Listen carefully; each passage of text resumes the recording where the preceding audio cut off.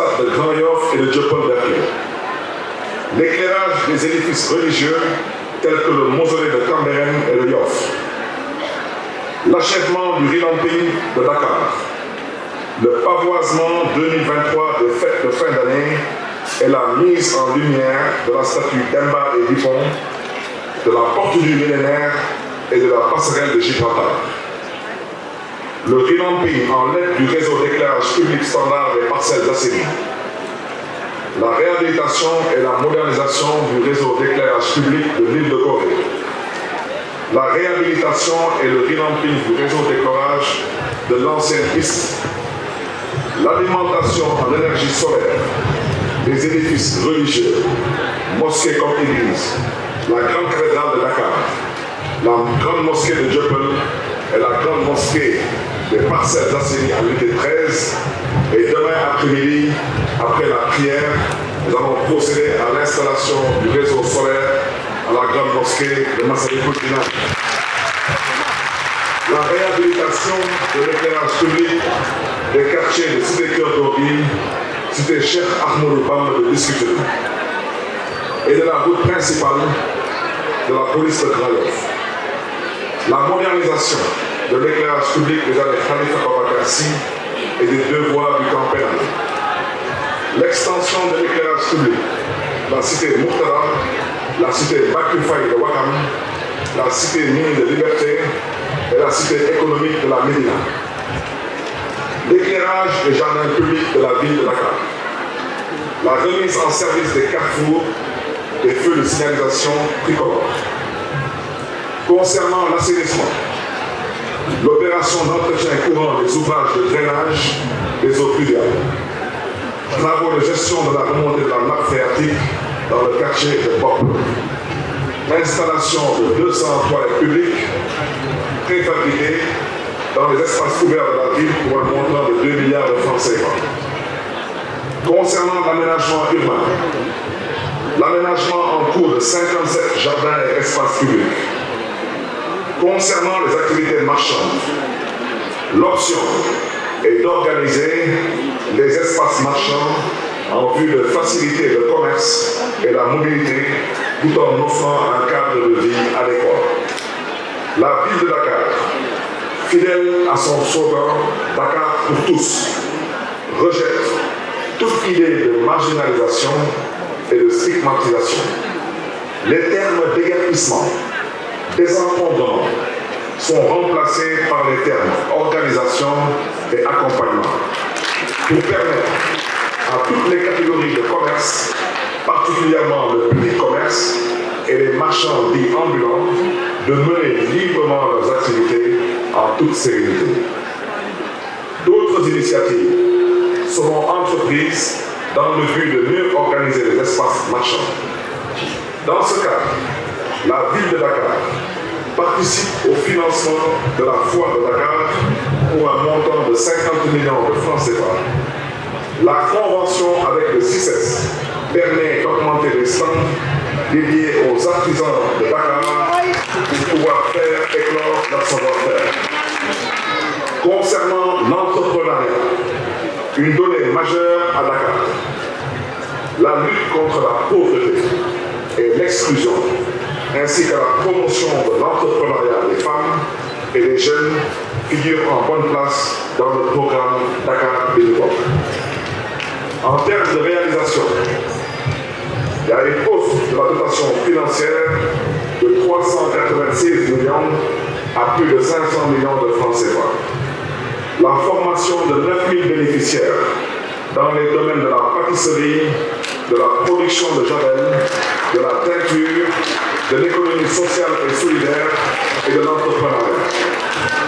6271 bénéficiaires ont reçu des financements pour un montant de 502 945 500 francs CFA.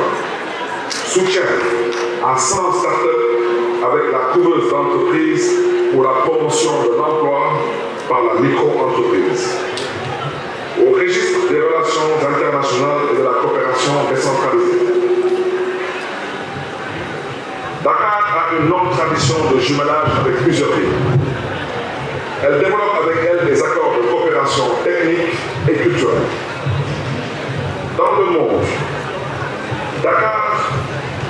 présidence de Métropolis. Dakar, c'est le secrétariat général et la vice-présidence de l'Association internationale des maires francophones. Dakar, c'est la vice-présidence de cités et gouvernements locaux unis. Dakar, c'est la vice-présidence de l'Association internationale des villes portuaires. Dakar, c'est la vice-présidence du Fonds mondial de développement des villes. Dakar est membre du C40 et Dakar est membre de World Union of Olympic Cities.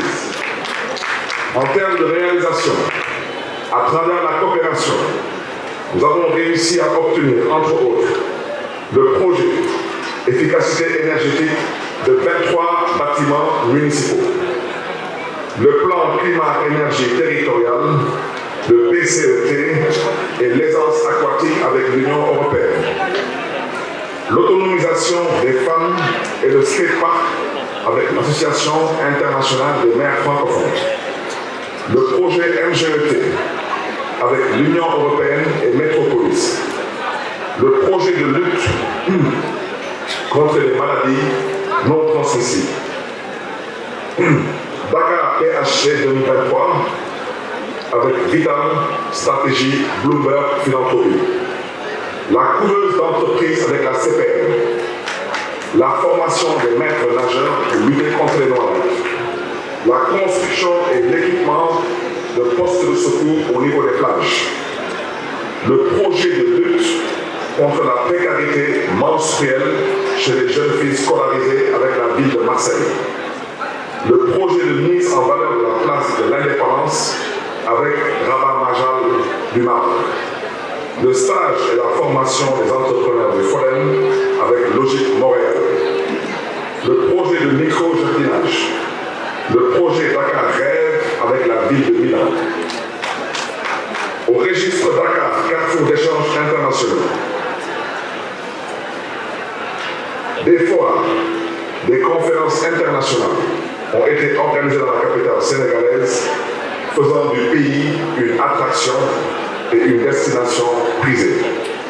À ce titre, on peut citer le Forum mondial de l'eau en mars 2022, le Forum mondial de l'économie sociale et solidaire en mai 2023, les rencontres internationales de la culture, de l'artisanat et du tourisme en novembre 2023. Concernant la politique sociale de la ville de Dakar en faveur des travailleurs municipaux.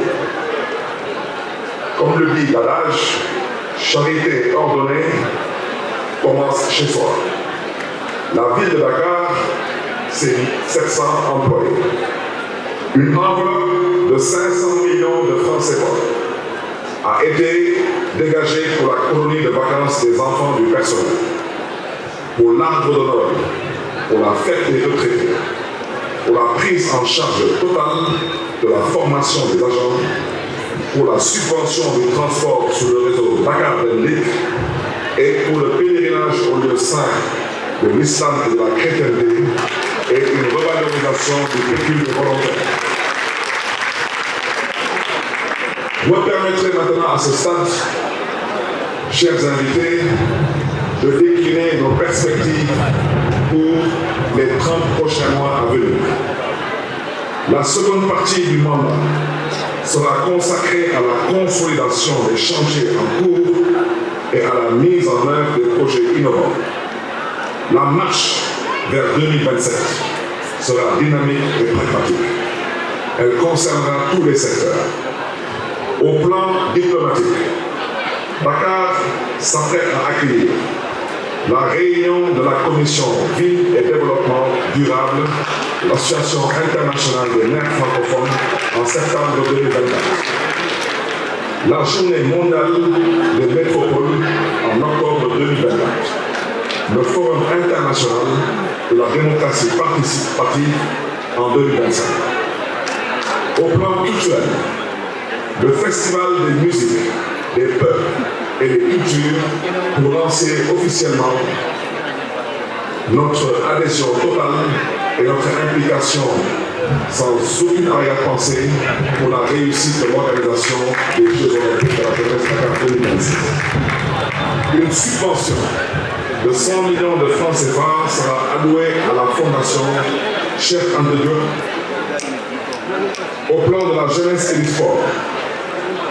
Comme je l'ai dit tantôt, l'organisation des Jeux olympiques de la jeunesse. Nous avons pour mission de nous préparer à l'organisation de cet événement en mettant en place un comité de pilotage.